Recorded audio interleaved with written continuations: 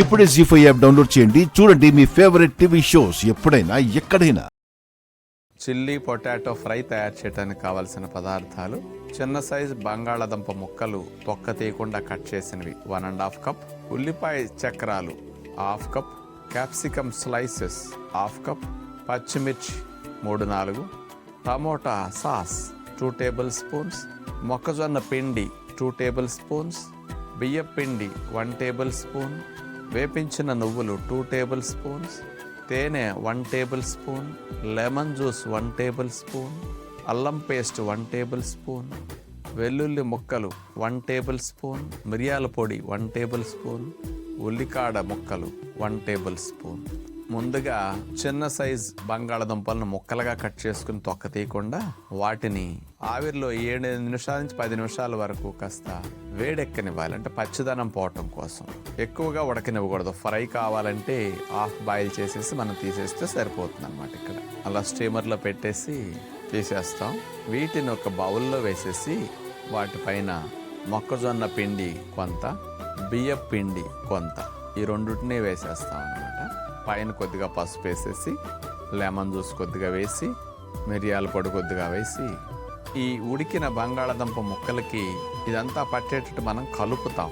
ఇక ఫ్రైకి తాలింపు వేస్తున్నాం. ముందుగా మేగడ వేసేసి ఆ బంగాళాదుంప ముక్కలను తీసుకొచ్చి ఈ మేగడలో ఇప్పుడు ఆ నీటి శాతం తగ్గే వరకు ఇంకా మిగిలిన పచ్చి పోయేటట్లుగా వేపించవలసి ఉంటుంది. ఇట్లా నీటి శాతం లేనట్టుగా మీకు కనపడుతుంది తగ్గినట్టుగా.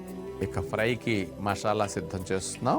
ఇంకో నాన్ స్టిక్ పాత్ర పెట్టి మేగడ వేసి వెల్లుల్లి చిన్న ముక్కలు, అల్లం పేస్ట్, పచ్చిమిరపకాయ ముక్కలు, ఉల్లిపాయ ముక్కలు, వేపించిన నువ్వులు, క్యాప్సికమ్ చిన్నగా అట్లా కట్ చేసుకోవాలి. వీటన్నిటిని ఒకసారి అట్లా కదిపేస్తే ఆ మేగడ పట్టుకుంటుంది.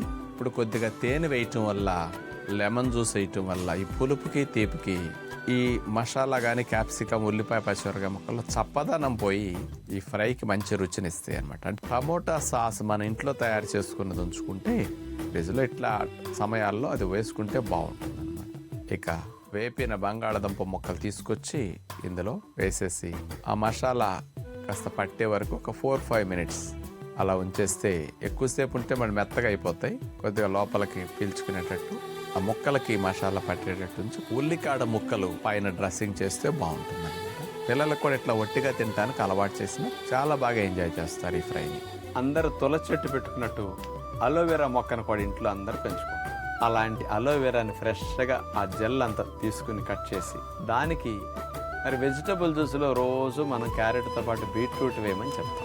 అలాంటి బీట్రూట్ రసం ప్యూర్గా చెక్కగా తీసిన రసం అంత తీసేసి ఈ అలోవెరా జెల్ల కలిపేసేసి ఈ రెండుటి మిశ్రమాన్ని ముఖానికి, చేతులకి, మెడ భాగానికి అట్లా రాసుకుంటే స్కిన్ గ్లోని పెంచడానికి ఈ రెండు అద్భుతంగా ఉపయోగపడతాయి. అట్లాగే ఎండ వల్ల మనకి ముఖ్యంగా స్కిన్ డ్రైనెస్ అది వచ్చేస్తుంది. ఆ డ్రై స్కిన్ని మళ్ళీ సాఫ్ట్గా చేయటానికి, మంచి గ్లో ఇవ్వటానికి అలోవెరా బాగా ఉపయోగపడుతుంది.